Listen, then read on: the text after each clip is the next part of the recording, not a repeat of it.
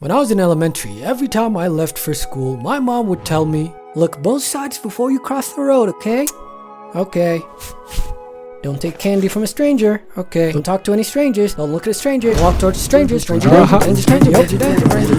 I used to walk a distance of about half a kilometer to get to school. And I don't really think about it then, but in hindsight, that was a lot of space to get abducted in. But I wasn't worried about it like my mom was. I was thinking about the labor I was about to go through. See, I had to carry a catastrophic amount of literature in my bag. Why do I gotta carry 12 books again? They got us looking like Sisyphus out here. And rewind. First off, why do I gotta carry all these books here if the teacher's just gonna write down everything I gotta learn on the board and I gotta copy all of it, because now I got twice as much ink carrying the same information in my bag and now I gotta drag it back home. Stupid. Thanks to this genius system and me being naive enough to follow it, I developed a hunchback. Not the hunchback of Notre Dame, more like the hunchback of Florida, cause my neck was like this. Guess that explains why I was always one step ahead of my classmates. I remember a lady stopped me one day and was like, "You're gonna be a hunchback if you carry your bag like that." Oh, how foolish of me. Thank you, lady. I'll just drive it like this. Anyways, back to the topic. My mom was always telling me how to avoid getting kidnapped. Listen, beware of your environments when you're outside, okay? If you're walking in a neighborhood and the door next to you suddenly opens, quickly scream, okay? Okay? And if you're walking somewhere and there's no one there and it gets a little too quiet, scream, okay, scream! Wait, what? Why would I scream there? Realistically, even if somebody came after me, what could I do? I couldn't even run, because I had a whole semi-truck on my back. But I don't know where my mom thought we lived, because it was a peaceful neighborhood. The only danger on these streets was me. I was the danger to myself. This one time, I was walking back home with my sister, and there were some crazy winds that kicked up a little mini dust storm. But I was there on some main character energy, so I wasn't gonna stand there and let it pass like a beta. I kept walking with my eyes closed and my chest puffed. Yeah. But then I kind of felt warm and nice. And then I opened my eyes and I was in a hole in the ground. Where am I? You're in the sewer. How did I get in the sewer? I don't know, but there's probably piss in there. I must have banged my head and blacked out because I didn't remember falling in the hole. I was all wet and disgusting. You need to get checked for hepatitis.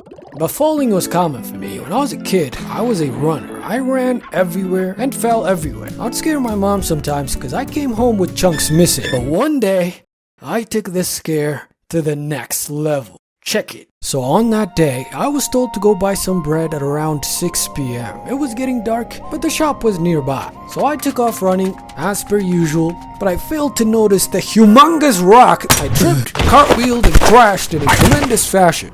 People gathered around me, gasping. They picked me up.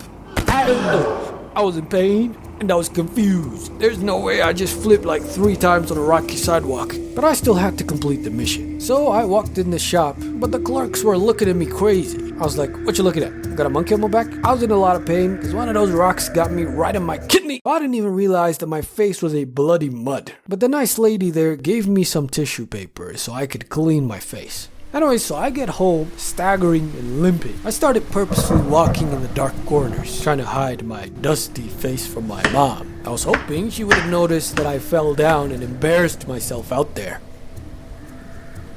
But my mom was looking at me from the kitchen, shaking in her boots with horror in her eyes.